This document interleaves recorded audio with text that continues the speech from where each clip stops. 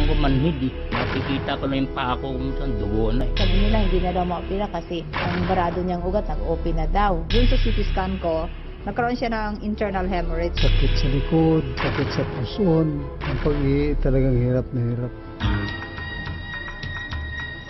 Mula sa iba't ibang dako ng bansa, ng iba't ibang uri ng karamdaman, ng iba't ibang antas sa lipunan.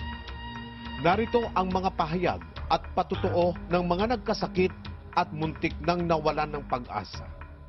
Hanggang sa dumating sa kanilang buhay ang Quantumin Plus, malakas na antioxidant, alkalinizer, detoxifier, energizer at heavy metal chelator.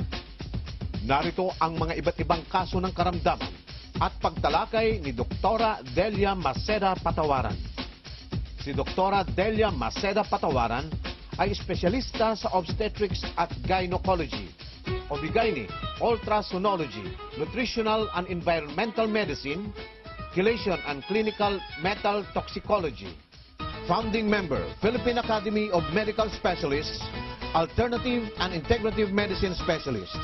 Member, Australasian College of Nutritional and Environmental Medicine, American College for Advancement in Medicine, PCAM, Philippine College for the Advancement in Medicine, Philippine College for Integrative Medicine and Homotoxicology, Association for Research and Enlightenment, USA.